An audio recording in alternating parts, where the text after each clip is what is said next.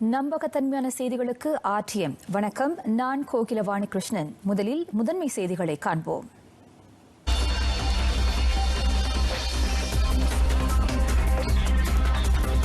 மாநில சுல்தானின் அங்கீகாரத்தோடு பேராக்கின் புதிய மந்திரி பசாராக டத்தோ ஷாரனி முகமது தேர்வு.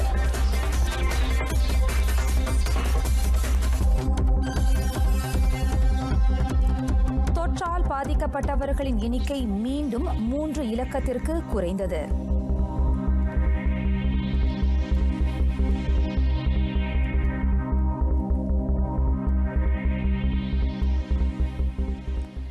பேராக்கின் புதிய மந்திரி பசாராக கோத்தா தம்பான் சட்டமன்ற உறுப்பினர் டத்தோ ஷாரனி முகமட்டை நியமிக்க மாநில சுல்தான் நஸ்ரின் ஷா அங்கீகாரம் வழங்கியுள்ளார். அதனை மாநில அரச முத்திரை காப்பாளர் டத்தோ அப்துல் ரஹீம் முகமது நோர் ஓர் அறிக்கையின் வாயிலாக உறுதிப்படுத்தினார். மாநில அமைப்பு சட்டத்திற்கு ஏற்ப புதிய மந்திரி பசாராக டத்தோ ஷாரனி முகமது தேர்வு செய்யப்பட்டுள்ளார். அவருக்கு சட்டமன்ற உறுப்பினர்கள் முழு ஆதரவு வழங்குவார்கள் என சுல்தான் நஸ்ரின் ஷா நம்புவதாக டத்தோ அப்துல் ரஹீம் முகமது நோர் குறிப்பிட்டார். நாளை காலை மணி 11 வாக்கில் குவாலா கங்சார் இஸ்கண்டரியா அரண்மனையில் டத்தோ ஷாரனி முகமது பேரா மாநிலத்தின் புதிய மந்திரி பசாராக பதவி உறுதிமொழி எடுத்துக் கொள்வார் என்றார் அவர். பேரா மாநிலத்தின் புதிய மந்திரி பசாராக டத்தோ ஷாரனி முகமட்டை நியமிக்க பரிகத்தன் நேஷனல் கூட்டணி ஏகமனதாக பரிந்துரைத்திருந்தன. பிர்சாத்து தேசிய முன்னணி பாஸ் கட்சிகளுக்கு இடையிலான கூட்டத்தில் அது தொடர்பில் இணக்கம் காணப்பட்டது. அம்மூன்று கட்சிகளின் தலைவர்களுக்கு இடையில் நடத்தப்பட்ட பேச்சுவார்த்தையில் பேரா மாநில அரசாங்கத்தின் கீழ் உள்ள இதர பொறுப்புகளுக்கான நியமனம் குறித்தும் முடிவு செய்யப்பட்டிருப்பதாக அம்மூன்று கட்சிகளின் தலைமை செயலாளர்கள் வெளியிட்ட கூட்ட அறிக்கையில் குறிப்பிடப்பட்டிருந்தது. பேரா மாநில சட்டமன்ற கூட்டம் இம்மாதம் 16ஆம் தேதிக்கு ஒத்திவைக்கப்பட்டுள்ளது. மாநில அரசியல் சூழல் மட்டுமின்றி 2021ஆம் ஆண்டிற்கான மாநில வரவு செலவு திட்டம் தாக்கல் செய்யப்படாமல் இருப்பதும் கூட்டம் ஒத்திவைக்கப்பட்டதற்கான காரணம் என சட்டமன்ற தலைவர் டத்தோ முகமது ஜஹீர் அப்துல் காலிப் தெரிவித்தார். புதிய மாநில மந்திரி பசார் நியமனம் செய்யப்பட்டு அவருடன் குறைந்தது 4 ஆட்சிக்குழு உறுப்பினர்கள் தேர்வு செய்யப்பட்ட பின்னரே சட்டமன்ற கூட்டத்தை நடத்த முடியும். பேரா சட்டமன்ற கூட்டம் கடந்த வெள்ளிக்கிழமை தொடங்கி இவ்வாரம் வெள்ளிக்கிழமை வரையில் நடைபெற இதற்கு முன்னர் திட்டமிடப்பட்டிருந்தது. எனினும் கடந்த வெள்ளிக்கிழமை பேரா மந்திரி பசார் பதவி விலகியதை தொடர்ந்து சட்டமன்ற தலைவர் சட்டமன்ற கூட்டத்தை இன்று மதியம் மணி 2:30 வரையில் ஒத்திவைத்திருந்தார் என்பது குறிப்பிடத்தக்கது. நாட்டில் இன்று புதிதாக 959 பேருக்கு கோவிட்-19 தொற்று உறுதிப்படுத்தப்பட்டது. அவர்களில் 60 வெளிநாடுகளில் தொற்றுக்கு இலக்கானவர்கள். தொற்றால் இன்று 5 உயிர் இழந்ததாக சுகாதார தலைமை இயக்குநர் தன்ஸ்ரீ டாக்டர் நூரிஷாம் அப்துல்லா தெரிவித்தார். ஸ்லாங்கூரில் மிக அதிகமாக 277 பேர் தொற்றுக்கு இலக்காகினர். அதனையடுத்து சபாவில் 203 பேருக்கும் கோலாலம்பூரில் 129 பேருக்கும் தொற்று உறுதிப்படுத்தப்பட்டிருப்பதாக தன்ஸ்ரீ டாக்டர் நூரிஷாம் கூறினார். அதோடு சபா, கோலாலம்பூர், ஜோஹர், நெகிரி செமிலான் ஆகிய மாநிலங்களை உட்படுத்தி இன்று மேலும் 4 புதிய தொற்று சம்பவங்கள் அடையாளம் காணப்பட்டுள்ளதாகவும் அவர் சொன்னார். இவ்வேளையில் இன்று 1068 பேர் குணமடைந்து வீடு திரும்ப அனுமதிக்கப்பட்டனர். 127 பேருக்கு தீவிர கண்காணிப்பு பிரிவில் சிகிச்சை அளிக்கப்படும் வேளை அவர்களில் 61 பேருக்கு சுவாச கருவி பொருத்தப்பட்டுள்ளது. ஸ்லாங்கூர் கில்லான் புலாவ் இண்டா ஸ்பெக்ட்ரம் மையத்தில் நாளை தொடங்கி கட்டங்கட்டமாக பெரிய அளவிலும் கோவிட்-19 தொற்றுக்கான சுகாதார பரிசோதனை மேற்கொள்ளப்படும். சம்பந்தப்பட்ட பகுதியில் கோவிட்-19 தொற்றினால் பாதிக்கப்பட்டவர்களின் எண்ணிக்கை அதிகரித்து வருவதை அடுத்து அந்நடவடிக்கை மேற்கொள்ளப்பட உள்ளதாக பாதுகாப்பு விவகாரங்களுக்கான மூத்த அமைச்சர் டத்தோ ஸ்ரீ இஸ்மாயில் சப்ரி யாக்கூப் தெரிவித்தார். அப்பகுதியில் உள்ள 45 நிறுவனங்கள், 102 வணிக தளங்களில் பணிபுரியும் 1200 அந்நிய தொழிலாளர்கள் சுகாதார பரிசோதனைக்கு உட்படுத்தப்படுவார்கள் என டத்தோ ஸ்ரீ இஸ்மாயில் சப்ரி யாக்கூப் தெரிவித்தார். குறிப்பாக ஏ பகுதியில் மேற்கொள்ளப்படும் சுகாதார பரிசோதனை முடிவை அடிப்படையாக கொண்டு தேவை ஏற்பட்டால் பி சி பகுதிகளில் வசிப்பவர்களும் சுகாதார பரிசோதனைக்கு உட்படுத்தப்படுவார்கள். இதனிடையே கடா குலிம் சுங்காய் சிலுவாங்கிலும் சபா துவாரானில் தமன் தெலிப்போ ரியாவிலும் இம்மாதம் 24ஆம் தேதி வரை 14 நாட்களுக்கு கடுமையாக்கப்பட்ட நடமாட்ட கட்டுப்பாட்டு உத்தரவு நீட்டிக்கப்படுகிறது. பேரா கம்பார் மாவட்டத்தில் உள்ள துன் தேஜா பகுதியில் அமலில் இருந்த நிபந்தனைக்குட்பட்ட நடமாட்ட கட்டுப்பாட்டு உத்தரவு நாளையுடன் முடிவுக்கு கொண்டு வரப்படுவதையும் டாக்டர் ஸ்ரீ இஸ்மாயில் உறுதிப்படுத்தினார்.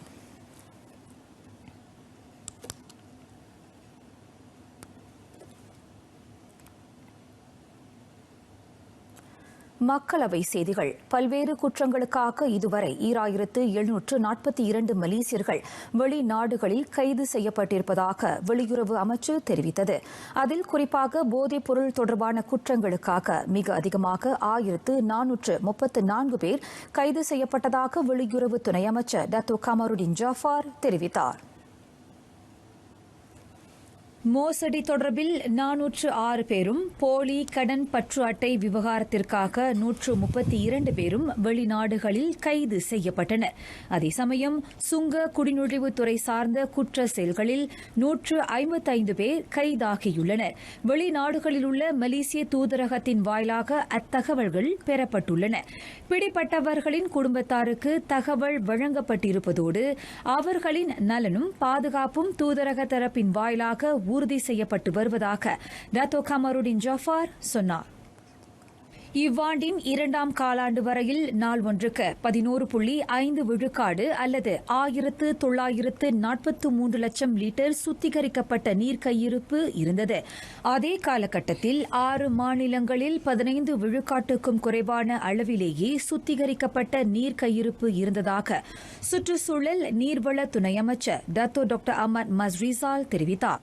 ஒவ்வொரு மாநிலத்திலும் 10 முதல் 15 விழுக்காடு சுத்திகரிக்கப்பட்ட நீர் கையிருப்பில் இருக்க வேண்டும் என்ற முதன்மை அடைவு நிலை குறியீட்டை தமது அமைச்சு நிர்ணயித்திருந்ததாகவும் அவர் சொன்னார்.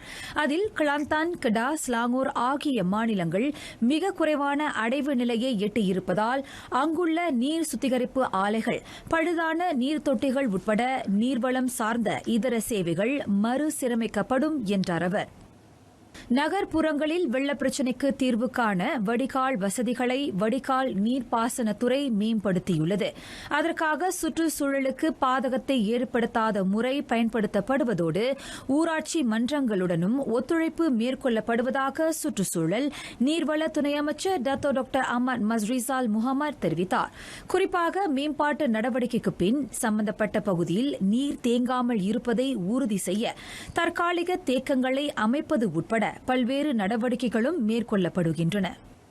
நாட்டில் வேலையில்லா திண்டாட்டம் இம்மாதம் 4.5 விழுக்காடாக குறையும் என எதிர்பார்க்கப்படுகிறது. அதே சமயம் அந்த விகிதம் அடுத்த ஆண்டு வரையில் நீடிக்கும் எனவும் கணிக்கப்பட்டுள்ளது.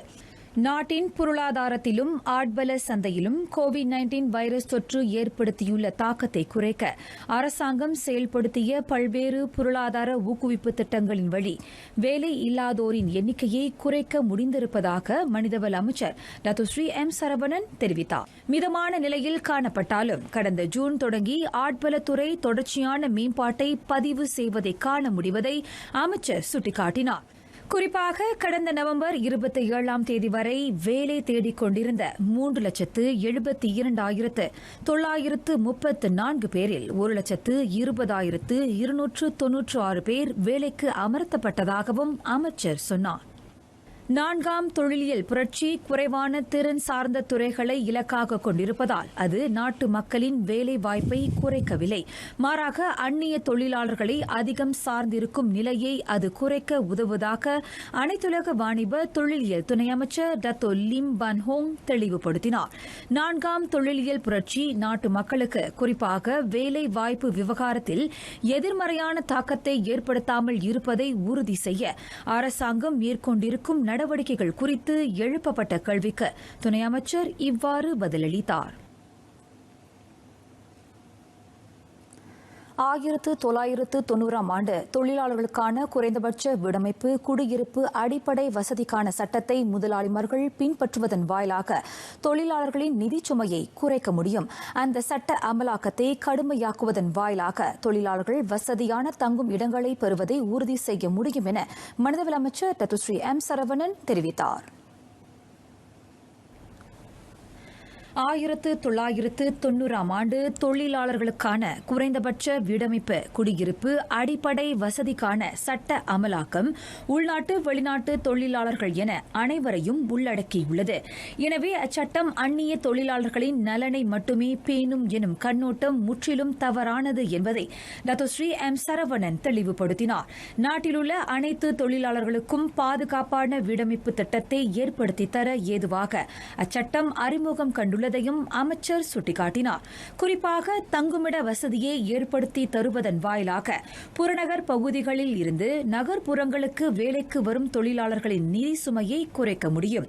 அதே சமயம் பாதுகாப்பான தங்குமிடம் கோவிட்-19 வைரஸ் தொற்று பரவுவதையும் கட்டுப்படுத்த உதவும் என்றார் அவர். முன்னதாக தலைநகர் அங்காசபூரியில் ஸ்லாமட் பகி மலேசியா நேரலை நிகழ்ச்சியில் அமைச்சர் சிறப்பு பிரமுகராக கலந்து கொண்டார். நாட்டில் உள்ள தொலைத்தொடர்பு நிறுவனங்களுக்கு எதிராக இவ்வாண்டு இதுவரை 34,50,000 ரிங்கிட் மதிப்புடைய 70 அபராதங்களை தொடர்பு பல்லூடக ஆணையம் விதித்துள்ளது.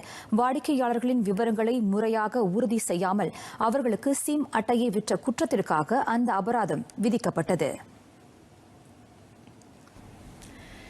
இம்மாதம் 4ஆம் தேதி மட்டும் அக்குற்றத்திற்காக 5 தொலைத்தொடர்பு நிறுவனங்களுக்கு எதிராக 7,50,000 ரிங்கிட் மதிப்பிலான 14 அபராத அறிக்கைகள் வெளியிடப்பட்டதாக தொடர்பு பல்லூடக ஆணையம் ஒரு அறிக்கையின் வாயிலாக தெரிவித்தது. அந்த அபராத அறிக்கைகள் அனைத்தும் 1988ஆம் ஆண்டு தொடர்பு பல்லூடக சட்டத்தின் 127வது பிரிவின் கீழ் வெளியிடப்பட்டுள்ளன. 2019ஆம் ஆண்டு அதே குற்றத்திற்காக 29 லட்சம் ரிங்கிட் மதிப்பிலான 58 அபராத அறிக்கைகள் வெளியிடப்பட்ட வேளை இவ்வாண்டு அந்த எண்ணிக்கை 16 விழுக்காடு அதிகரித்துள்ளது. இவ்வாண்டு மிக அதிகமாக 2,50,000 ரிங்கிட் மதிப்பிலான 5 அபராதங்களை பெற்ற நிறுவனமாக டிஜி திகழும் வேளை 2 லட்சம் ரிங்கிட் மதிப்பிலான 4 அபராத அறிக்கைகளை மேக்சிஸ் நிறுவனம் பெற்றுள்ளது. யூ மொபைல், டியூன்டாக், ஒய்டிஎல் ஆகியவை அபராதம் விதிக்கப்பட்ட இதர 3 தொலைத்தொடர்பு நிறுவனங்கள் ஆகும்.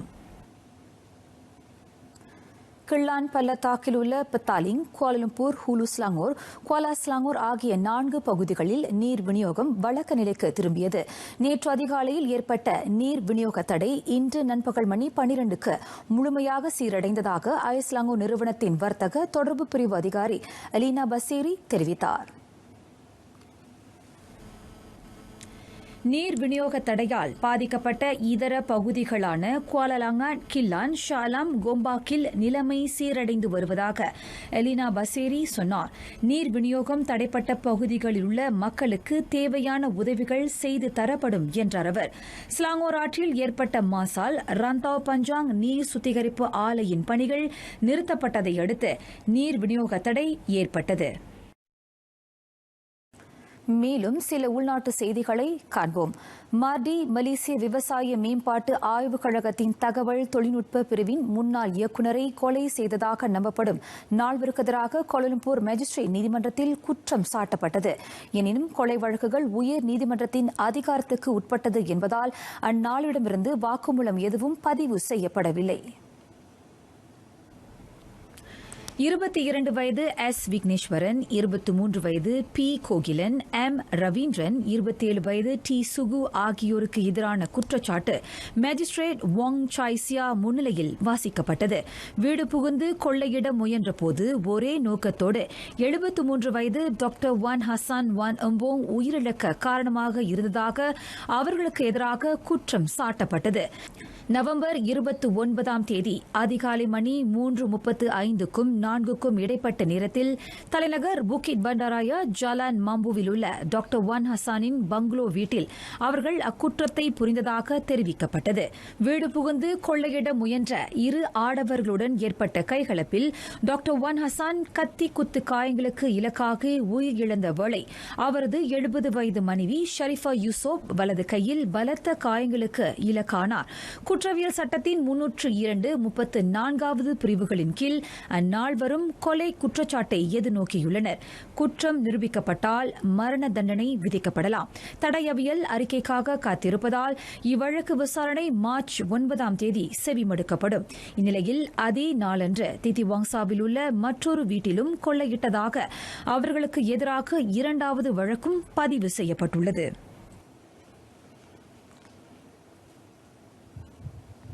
கோலாலம்பூர் அனைத்துலக விமான நிலையத்தின் குடிநுழைவுத்துறை நடவடிக்கை பிரிவின் உதவி விசாரணை அதிகாரிக்கு 30 நாட்கள் சிறை தண்டனையும் 20,000 ரிங்கிட் அபராதமும் விதிக்கப்பட்டது.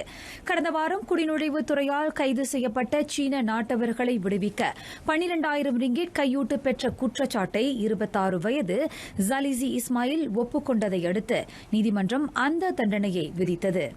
கிளாந்தான் மச்சாங் சபாங் தொங்காட் பாதுகாக்கப்பட்ட வனப்பகுதியிலிருந்து சட்டவிரோதமாக மரங்களை வெட்டிய 2 சகோதரர்கள் கைது செய்யப்பட்டனர்.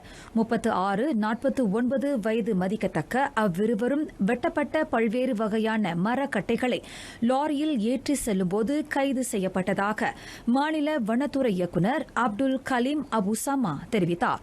குற்றம் நிரூபிக்கப்பட்டால் 5 ஆண்டுகளுக்கு குறையாத சிறை தண்டனையும் 50,000 ரிங்கிட்டுக்கும் மேல் போகாத அபராதமும் விதிக்கப்படலாம். தெலங்கானாவில் 51 கிராம் எடையுள்ள மெத்தாபெத்தமின் வகை போதைப் பொருளை விநியோகம் செய்ததாக நம்பப்படும் ஆடவன் ஒருவனுக்கு எதிராக குவாலா தெலங்கானு மேஜிஸ்ட்ரேட் நீதிமன்றத்தில் குற்றம் சாட்டப்பட்டது. குவாலா தெலங்கானு புக்கிட் பயாஸ் கம்போங் லாவோட்டில் அமைந்துள்ள வீடொன்றில் கடந்த மாதம் 29ஆம் தேதி இரவு மணி 11:10 வாக்கில் அவர் அக்குற்றத்தை புரிந்துள்ளார். அடுத்த ஆண்டு ஜனவரி மாதம் 17ஆம் தேதி இவ்வழக்கு விசாரணை செவிமடுக்கப்படும். Kami berbangga untuk berjasa, berdiri gagah untuk negara terus menerajui bersama anak bangsa yang tabah berusaha menyingkap lembaran baru dengan inovasi dan azam digenggam buat seluruh warganya. Inilah cara Malaysia mencapai kegemilangan. Bersama kita terus menerajui. Pemerdagangan orang dan penyeludupan migran adalah jenayah serius. Hentikan eksploitasi seksual, buruh paksa, perhambaan dan penjualan organ. Hubungi 03-8000-8000. அடுத்த ஆண்டு தொடங்கி விளையாட்டு ரசிகர்கள் நேரடியாக அரங்கிற்கு சென்று விளையாட்டுகளை கண்டுகளிக்கும் சாத்தியம் இருப்பதாக விளையாட்டு துணை அமைச்சர் senator Wan Ahmad Faizal Wan Ahmad Kamal தெரிவித்தார்.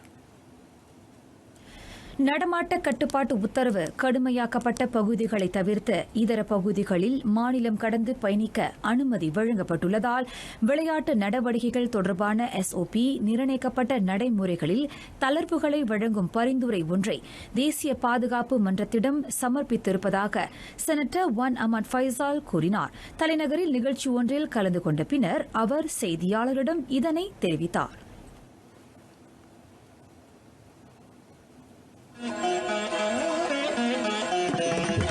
குறளும் விளக்கமும். குறள் 436. தன் குற்றம் நீக்கி பிறர் குற்றம் காண்கிற்பின் என் குற்றமாகும் இறைக்கு. தன்னிடமுள்ள குறைகளை அழித்து பிறரது குறையைக் கண்டு வழிகாட்டுபவருக்கு எந்த குறையும் இருக்காது என்கிறார் திருவள்ளுவர்.